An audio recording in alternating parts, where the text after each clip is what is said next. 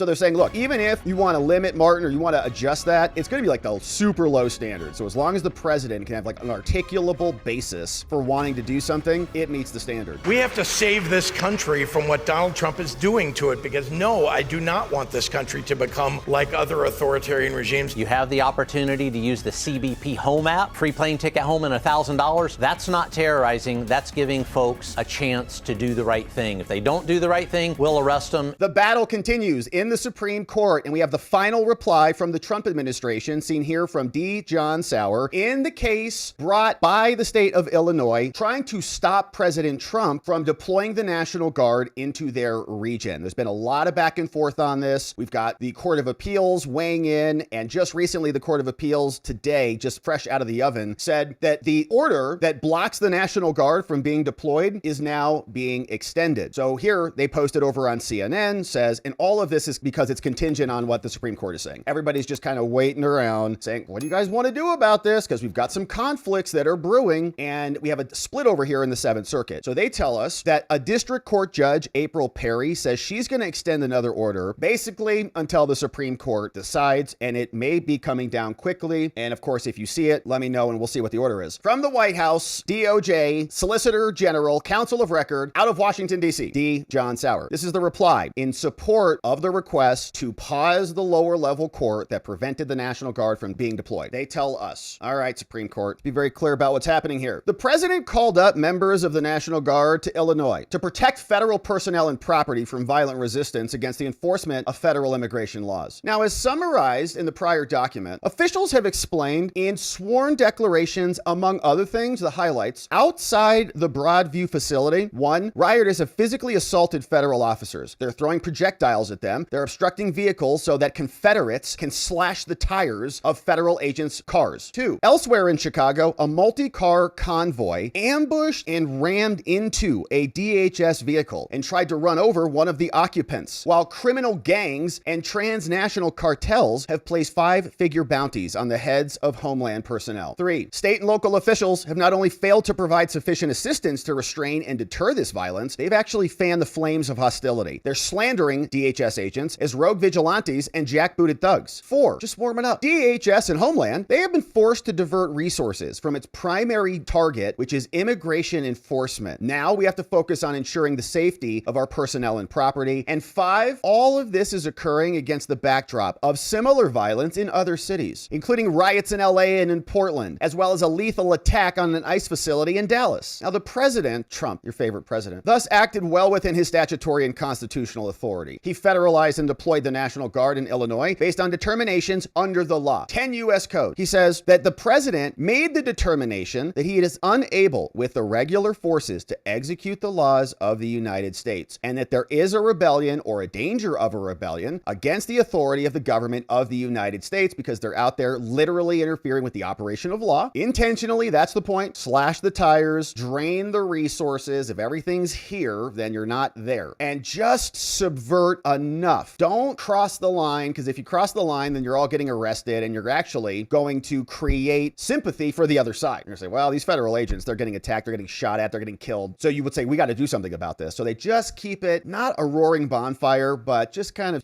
simmering cauldron. And they're waving their foreign flags around on behalf of foreign invaders. So respondents argue that the courts below properly stopped our deployment. Chicago says that the court did a careful factual determination and they made credibility assessments. Trump's DOJ says this outlandish argument illustrates the wisdom of this court's holding, the Supreme Court. In another case in Martin versus Mott, decided a long time ago in 1827, 200 years ago. Yeah. And the president's decision to call up a militia is not judicially reviewable at all. Now, respondents' efforts to limit Martin, they said, well, the Supreme Court, you already said this before the Civil War, that there was no ability for the courts to question the president's judgment. Okay, judicially reviewable. Can you substitute your decision? Can you assess and analyze the president's decision? Respondents are now, okay, the state and Chicago, Illinois, they're trying to limit Martin. They're saying, well, that case only was applicable to this situation, and you can't apply that same deference in this case. And if any judicial review were somehow permitted, it would be akin to highly deferential rational basis review, which is the lowest standard as we know. We've got this low-level standard, rational basis review. Is the government law legal? Well, rational basis basis says if it's like reasonably related to a legitimate government function, then that's good enough. You can say it's like reasonably related. Like, oh yeah, well, no, we need to do that for whatever stupid reason. That's the standard, very low. Versus intermediate scrutiny, which is kind of, a thing, and then strict scrutiny, like it has to be absolutely necessary. And if you're going to do it, the law, then it has to be the least restrictive means necessary to achieve that very compelling interest that you have. So very high standards. So they're saying, look, even if you want to limit Martin or you want to adjust that, it's going to be like the super low standard. So as long as the president can have like an articulable basis for wanting to do something, it meets the standard, under which Trump's determinations should be upheld, basically, if there's any plausible basis for them at all. You can't say, well, actually, I don't think that's enough violence. You just say, no, the president thinks it's violence. That's it. Like that. You don't get to substitute your judgment because, you're not the president. Not the type of second guessing, judgment substituting, effective retrial of the factual basis that the lower courts have engaged in here because they think that they're running the country. And in some cases they are. Now, given that the president possesses both the inherent authority as the commander in chief and the delegated authority from Congress to call up the militia, his judgment is entitled to the strongest presumptions. You have to give him the benefit of the doubt, the widest latitude of judicial interpretation that you can have. Now, as the Ninth Circuit held, and we talked about this case earlier this week, they stayed a similar injunction against the deployment of National Guard in LA. And they said, if the president's decision, if reviewable at all, like if you can even second guess it, it must be upheld over there in California. We're talking from Chicago right now. You have to uphold the president's decision, quote, if it reflects a colorable assessment of the facts and law within a range of honest judgment. That's what won in Newsom. That's what just won in Portland. Ninth Circuit, both of those cases. And the Ninth Circuit reaffirmed just yesterday,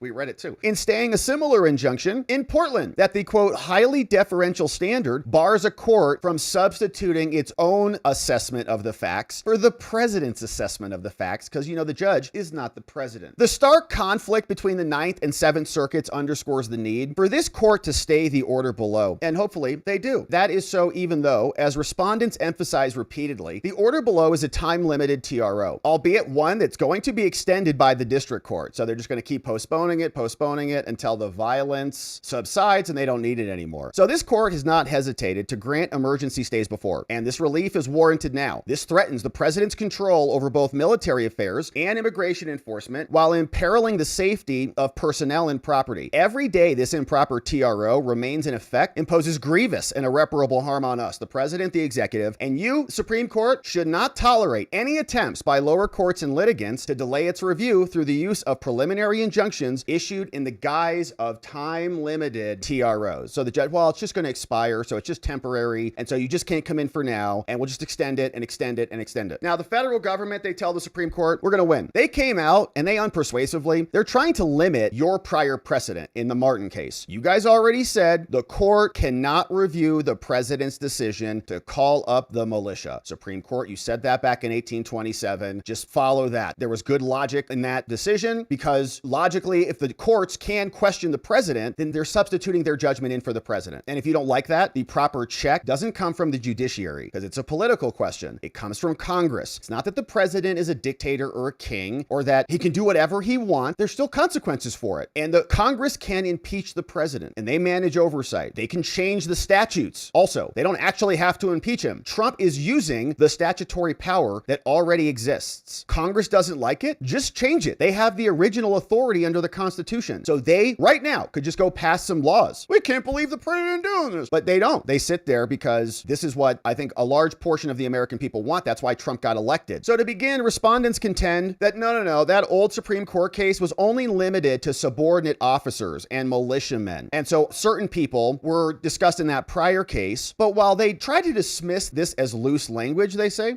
Martin announced a broader rule from Trump's people. The president is the sole and exclusive judge of whether there is an exigency, whether we need to do this. His decision is conclusive upon all other persons, period. That's the power of the presidency. And our system doesn't work. It's a different system. I mean, if you want to change the system, so you have like multiple presidents or somebody who's higher than the president, then you can amend the Constitution to do that. But that's not the system that we have. So pretending that a judge can override those constitutionally delegated or statutorily delegated from Congress powers is inverting the rule of law. Now, while respondents try to dismiss this as loose language, it's implausible that the court would have inadvertently used such sweeping language in this sensitive area. They're trying to water it down. And respondents themselves, the states, identify the legal reasoning in Martin that supports the broader rule that the court court adopted. Wholly apart from concerns about military discipline, the court was also troubled by the possibility that in suits for damages, the existence of the exigency and what the president decided would be upon stuff submitted to a jury. And they say it's just as troubling like this one that the legality of the president's orders would depend upon proof submitted to the court rather than the president's own judgment, right? The executive branch is set up to run the country. That's why the president gets data from all of the intelligence agencies and all of his people. And this is in the Constitution that the president executes the law, right? It's the structure. So if the court then wants to subpoena a bunch of stuff and investigate all of this decision making and say, well, actually, I want to subpoena this person and get declarations from all these people and what's really going on and all these things, then the judge is acting in an executive function and eventually going to substitute her judgment or his judgment for the president's to say, well, based on what I've gotten from all these materials, I don't think that it meets this standard of rebellion, right? And she'll make that decision. It's not her decision to make. Congress passed the statutes and the Supreme Court found accordingly. So indeed, it's arguably more troubling because an injunction thwarts the president from taking the necessary military action, and a damages award indirectly deters the president from doing that as well. Now, the states, they come in and they attempt to limit Martin to the British invasion of the United States during the War of 1812. But that makes even less sense. Not only did the court decline to narrow its opinion in that matter either, but there was no reason to hold that the president's decision was unreviewable only because it was obviously correct. In other words, the whole point of resting on unreviewability rather than on the merits is because even when the merits are clear, it's to preclude review in future cases where the merits seem less clear to the courts. So like, well, obviously he could use this law in the statute in 1812 because it was an invasion and we were under attack, there was rebellion and the British were coming and all the things, but that's sufficient to meet the standard here. So we don't really need to review that. And they're saying, well, so it's unreviewable. That's the point. Just because it happened to be good and you're happy with that, the decision, doesn't mean that you can review it. It's unreviewable either way. If it's good or you think it's bad, it's up to the president. And then there are other checks on the president. So subsequent precedent confirms this broad reading. In fact, in 1849, another case called Luther versus Borden, the court analyzed a different part of the law at issue in a different context. This involved an armed dispute between domestic factions claiming to be the legitimate government of Rhode Island. And it reaffirmed the precedent that when the president calls out the militia, that decision must be respected and enforced in judicial tribunals. Luther, again, it confirms that the prior Martin case doesn't turn on the challenger seeking review to say, well, I don't think you needed to do this. And that's how these have traditionally been understood. The president's decision in this area is absolute. And for instance, a report prepared by the Department of War back in 1903, the same year that Congress reformed the National Guard, they cited both those cases, Martin and Luther, saying, yeah, the president is the sole judge of the exigency. The judge doesn't get to say, well, actually, I think it's not an exigency, in determining whether a domestic disturbance justifies federalizing state militia. Further undermining their position is this court's description of Martin outside the military context. In fact, in 1962, we had another case called Baker versus Carr. It is one of the leading political question cases involving a political determination where the need for finality was dominant. And fast forwarding, even in cases where the court has reviewed executive action, it has distinguished Martin as involving action which appropriately belonged to them and is not the subject of their judicial review. And it's not that the courts can't do or check the executive at all. It's just that certain powers, like this one, are beyond their scope. Respondents fare no better in arguing that the law from Congress does not expressly provide for the decision or that it's committed to him. For starters, the statute in Martin also did not contain that language, so it's not exactly any different. But Martin said that the true construction of the statute was that it conferred a discretionary power to the president. And that same rationale applies here. The power to call up the militia is confided to the executive, who is, by the Constitution, the commander-in-chief, whose duty it is to take care that the laws be faithfully executed, and whose responsibility for an honest discharge of his obligations is secured by the highest sanctions. So in other words, because it would be difficult to think of a clearer example of the type of governmental action that was intended by the Constitution to be left to the political branches that are responsible, the statute should be understood as implicitly vesting the determination in the president's decision rather than allowing some judicial second guessing. Lots of case law. George S. Bush and Co. 1940 case. When in the president's judgment, it's the president's judgment. It's the discretion of the president. And this is also because the president is constitutionally accountable to the people, elected by the people. Congress can impeach the president. There are consequences. Congress can exercise oversight over that person. And there are political questions that are being proposed and answered. And the courts are not set for that. That's not their job. So it's delegated to the president for that reason. If Congress wanted to, they could say, well, how about we just, for every deployment of the National Guard, we, try to create a body or something. We'd say those are unconstitutional too. But, they could set up some other framework. They didn't. They delegated it because that's how the Constitution works. Now, indeed, respondents provide no reason to believe that the courts can or even should second guess the president's conclusion that there is an actual invasion or rebellion, or that he can't execute the laws of the United States. In fact, judicial inquiry into these matters involves an area of governmental activity in which the courts have less competence than the political branches. They're just not good at doing it. For example, they say that the evidence shows that Homeland has managed to carry out its mission in enforcing immigration law. They also point to the number of arrests to say, well, you don't actually need to federalize anything. But their argument that we have made a sufficient number of arrests is doubly problematic. It runs up against the Article 2 authority to enforce federal law. And you, the courts, generally, citing another Supreme Court case, this one U.S. versus Texas in 2023, courts generally lack meaningful standards for assessing the propriety of enforcement choices. Okay, it's not their job to set those standards. So in sum, Supreme Court, Amy Coney Barrett, this case falls in the heartland of unreviewable presidential discretion. They claim that there was nothing in the conditions at the time when Trump federalized the National Guard that justified doing so, right? And we saw this in the Portland case where the lower level judges just tried to limit it. So they went to the date that President Trump issued the order and they said, well, on that day, it was a sunny 75 degrees out, not a raindrop in sight. It was beautiful. And the protesters were out, hung over at home or whatever. And so you didn't need to deploy the National Guard on that day. It's set like a 4-day window. Okay. So you just forgot everything that happened for the 3 months before that. And you're forgetting everything else that happened after that. How convenient is that? So they're trying to do the same thing in Illinois and Chicago, as the contention at best concerns not a want of power. It's clear this is beyond the reach of the courts. But if it is reviewable, if you can look at this, and courts, they don't really like to give up any oversight. So I think we might see the Supreme Court not go this far ultimately, but to say that there's a lot of deference. There's a lot of benefit of the doubt, good faith given to the executive branch because the courts are just not set up for this. And they are usurping the presidential power. So they say, well, if you think you can look at it, Supreme Court, which they probably will, because again, it's like their power. I'm not going to say,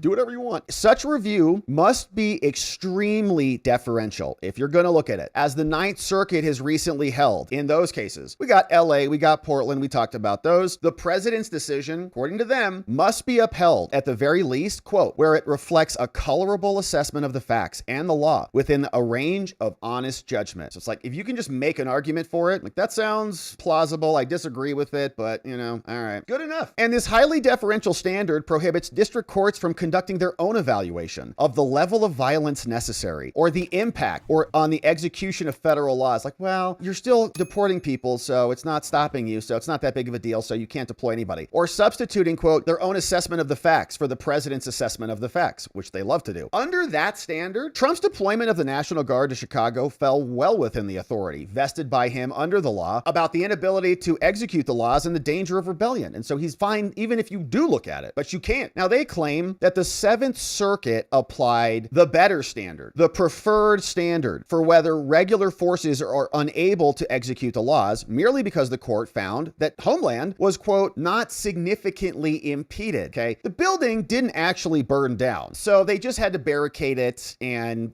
evacuate everybody just a couple times, whatever, but it's not significant enough. So I'm going to say no guard. They appreciated that standard, but in construing that standard, the Seventh Circuit applied a de novo review, meaning we're going to look at it brand new, fresh, holding that the president is not entitled to deference on the meaning of the statute. Okay, so Trump can come to a decision. They're not questioning that decision. They're just questioning the statute. See how clever lawyers are? Unlike the Ninth Circuit, then the Seventh Circuit, they failed to defer to the president's colorable assessment of the facts and the law, which they cited in the Ninth Circuit in Newsom. So we've got a split that is developing right now. Seventh Circuit says the statute has not been met, just kind of basically inverting the argument. And the Ninth Circuit is saying you really can't question the facts or the law. I was like, well, the law says something and the facts don't meet the law. Okay, so you're kind of judging the facts in that equation. Now, in particular, the Seventh Circuit held, well, they're not even significantly impeded in enforcing federal immigration laws because they still proceeded right there. Oh, they're still deporting people, so you're fine, you're good. It's like you're bleeding out, but it's like you're still alive. You can still walk. Like, just walk it off, you're good. They're like, they're shooting at us. Yeah, but they're not hitting you, so what's your problem? Just, go about it. Oh, they're trying to kill us, but they haven't killed you yet. Okay, come back to my court once you're dead, and then we'll talk about it. Says, have remained open, and violent resistance is being contained by federal authorities. But none of that remotely means that immigration enforcement has not not been significantly impeded by the violence. They completely ignore that Homeland agents would be able to engage in greater enforcement of immigration laws if we're not operating under threat of assaults and obstruction, and that they're currently bearing unacceptable risk to their safety while doing their jobs. Now, the president and his determination that this constitutes a significant impediment is correct, and at the very least, it's colorable, and you don't get to substitute your judgment for that. Respondents likewise ignore that Homeland has managed to achieve the results it has only by undertaking the extraordinary diversion of personnel to come over and help to protect them. The Ninth Circuit also held they rejected a similar error in Portland by that judge, and by discounting that the surge of officers was inherently irregular. If you have to deploy additional people just to do your standard job, then that's not the normal. That's irregular. That shows that the local cops can't keep up with this, so feds have to come in to help. And fixating on what that irregular surge facilitated, the district court afforded no deference to that. So the other judges reversed it. They said, there aren't any problems. You just brought all your other resources over here. And they say, that's the problem. We had to bring resources over here. So now we're going to bring the National Guard over here. Thank you for making our point for us. But they also improperly try to dismiss the violence that they have faced. They double down on the lower court's decision to deem Homeland as unreliable. Homeland declarants, okay, are unreliable. They said, well, we don't really believe you. You work for Kristi Noem, and so nothing you say matters to us, based on a credibility assessment. But when courts substitute their own determination of facts and circumstances, that is exactly the opposite of reviewing the determination with great deference. All the more so here, given the baseless nature of adverse credibility findings. Based on what? They continue to emphasize that grand juries declined to indict some of the assaults of federal agents highlighted in the declarations. And why would they? It's their people. They created a sanctuary city.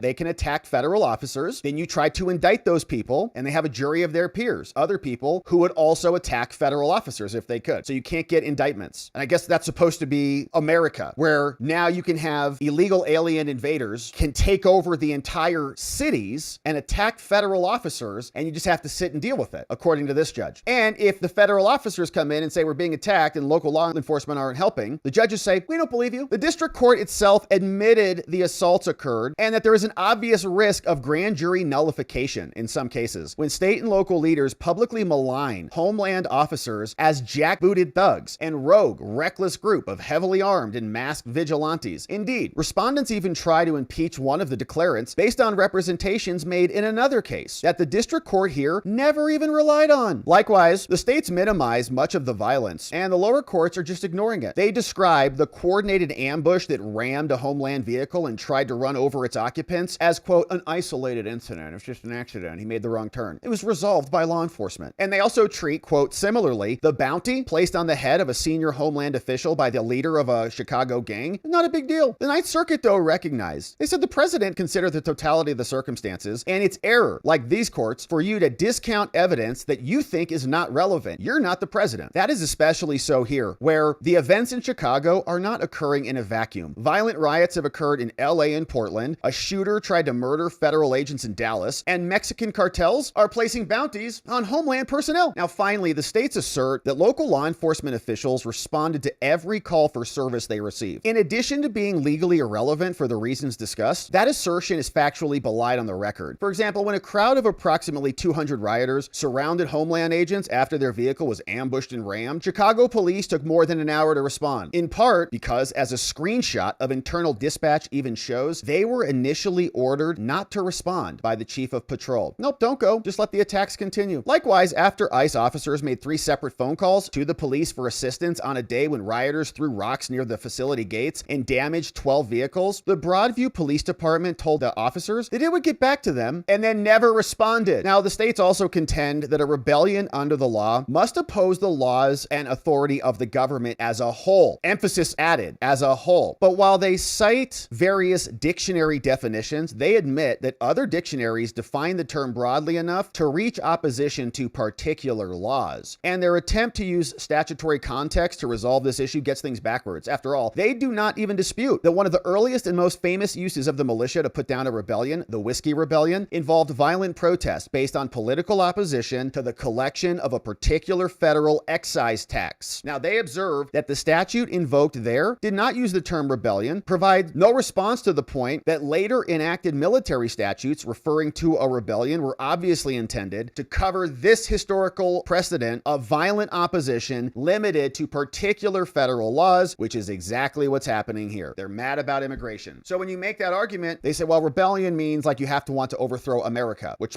do they not? Many of them? Respondents thus retreat to the position that the violent opposition to the federal immigration enforcement is not sufficiently organized, and it's not avowed to constitute a rebellion. It's just kind of a theory, you know? And if they get too organized, then it becomes a real thing. So everybody just, no, it's not just an idea. It's an abstract concept. No organization at all. But that fails to defer to the president's assessment. Given the various and coordinated assaults on homeland agents, the threats posed by criminal gangs, the climate of violence in cities across the country, the president had ample basis for determining that there is at minimum a danger of rebellion. At minimum. It may not be an active rebellion, but there's a danger of it. They have foreign flags and they're fighting for their constituents against the lawful enforcement of the law. Then they talk about the 10th Amendment claim. They say it's also meritless, Supreme Court. As the Court of Appeals recognized, their 10th Amendment claim rises and falls with the statutory claim. But they nevertheless contend that the federal government violated the 10th Amendment by using the threat of federalizing the National Guard to deploy these people to Illinois. But if the president had the authority under the statutes to federalize the Guard, then his offering not to exercise that valid authority is a form of federalism that is permitted by the 10th Amendment. And so you need to hear this case, Supreme Court. The states do not seriously dispute that whether a district court may enjoin the president to put down violent resistance is an exceptionally important question that warrants this court's review even in the absence of a circuit split. And regardless, there is a circuit split because the respondents are incorrect. The 7th and the 9th circuits, they did not disagree when they say that they did not disagree that they're incorrect on any aspect of the legal analysis. They say that's not true. As noted, in the 9th Circuit, Newsom deferred to the president. They said there, the president's colorable assessment of the facts and the law. If the president can make a good basis for it within the honest bounds of judgment, you can't second guess it. The 7th Circuit, though, by contrast, they said that the president is not entitled to deference on the meaning of the statute. So one says he gets deference on the law, the other says he doesn't. And that affected how it construed the significantly impeded standard and whether the forces are actually unable to execute the law. Then the 9th Circuit in Oregon, they said that it was error, talking about the Portland case, it was error for the lower level judge to substitute her judgment of the facts and the circumstances. And the 7th Circuit said it was not clearly erroneous for them to do that. Okay. In Chicago, 7th Circuit, you can weigh some facts, you can make judgments on credibility, but in Portland, in the 9th Circuit, you can't. Nor can they evade this court's review. So like this is Supreme Court, you got to settle this because we got a real big split happening. Nor can respondents evade this court's review. The states, they don't want the Supreme Court to accept this. They say, well, it's going to expire 2 days from now on October 23rd. They acknowledge that they are going to hold a hearing in another 14 days to talk about extending this. And this court has granted emergency relief before for very similar matters like this. You should do that same thing here. Every day that passes is another day where a federal district judge has usurped control of military forces from the commander-in-chief, imperiled the safety of federal personnel and property, undermined the enforcement of federal immigration laws. If you, Supreme Court, allow this egregious order to evade review, it would invite other lower-level courts to try to insulate their injunctions by granting 14-day TROs, knowing that the Supreme Court will say, well, it's going to be moot. It's going to be expired soon, so denied.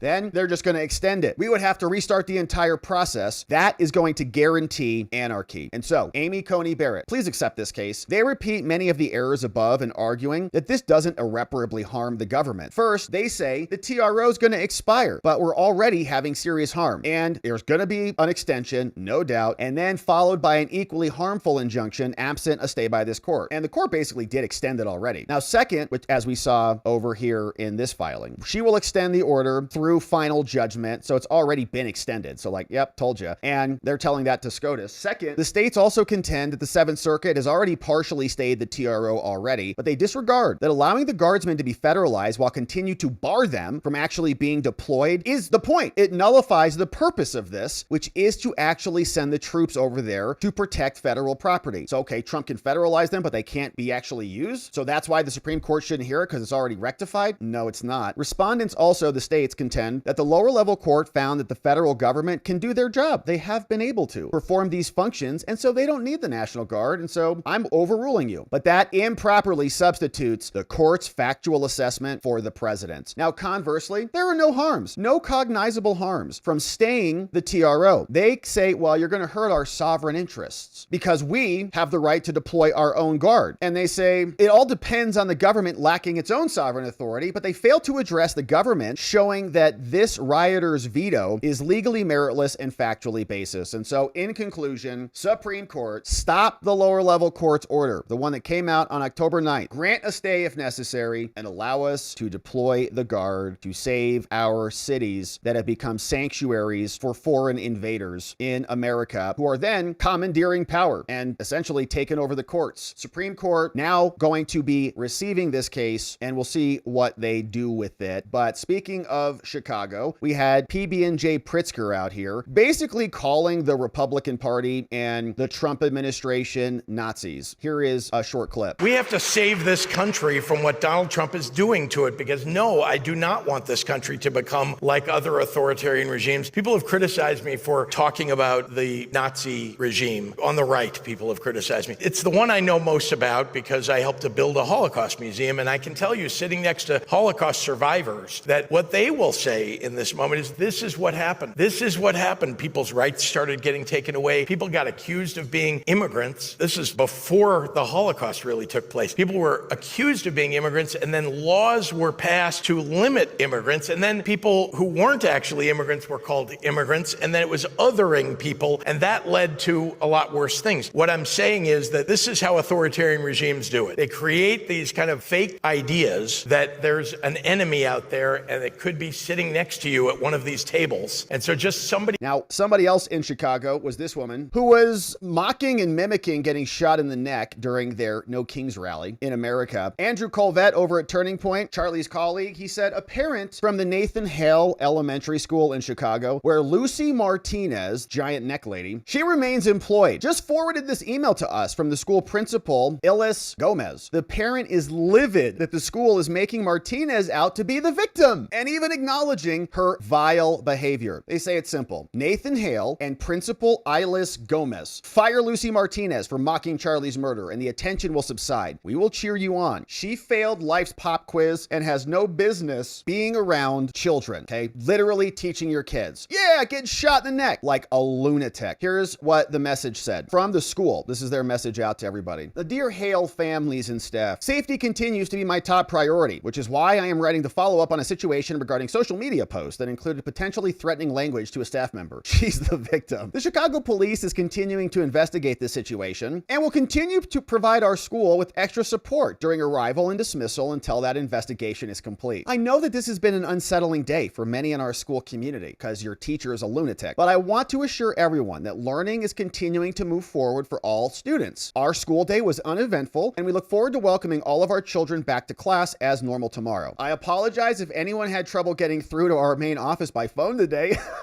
Many calls are coming in from beyond our school community, but we hope that these will subside soon. In addition, our school's website and X account remain paused. They nuked them like immediately due to the use of inappropriate language by individuals not connected to Hale. These will be restored as soon as we feel that it is in the best interest of our school community. I thank you for your support and will continue to keep you updated with regard to the investigation of this matter. Sincerely, Principal Ilis Gomez. So they've gone dark. You can't even look at them up, right? All of the websites are pulled down and they're victims. And she probably is still teaching people, still teaching your kids. So Pritzker says that we make believe that there's psycho lunatics out there who are celebrating murder and death, presumably wanting more of that. That's what you're mocking. You're saying, yeah, he deserved it. He got it. In the schools, teaching the kids. So Pritzker, he can eat that too, which I'm sure he will. So we've got that. We also saw the actual people on the ground, Greg Bovino, Chief Border Patrol Agent. He's explaining we're actually doing good stuff. Johnson and the rest of them are catering to their illegal aliens, but this is America and the deportations will continue. He says that you all are terrorizing working people. What you're doing is unconstitutional. How do you respond to the Chicago mayor? Mayor Johnson is so out of touch with his inner city. We talk with the inner city residents on a daily basis. They're glad we're there. And as far as terrorizing, if you're a criminal, illegal alien or an illegal alien, then you're going to go to jail and be deported. You have the opportunity to use the CBP Home app, free plane ticket home and $1,000. That's not terrorizing. That's giving folks a chance to do the right thing. If they don't do the right thing, we'll arrest them. And if Mayor Johnson equates that to terrorizing, then that's his fault for, as you say, Sandra, amping up that rhetoric, which often leads to violence against law enforcement. It does, and that's kind of the point. They want to interfere with their operations so that the deportations can stop ultimately or come grinding to a halt. And the more resources that they require to be expended in Chicago and LA and Portland, then the less they'll have to conduct those deportations at scale. So Supreme Court is going to have to weigh in on this. Of course, we'll keep our eye on it as Amy Coney Barrett takes the final reply over to the court. We'll be here continuing to cover it. Thank you for subscribing and joining as we do.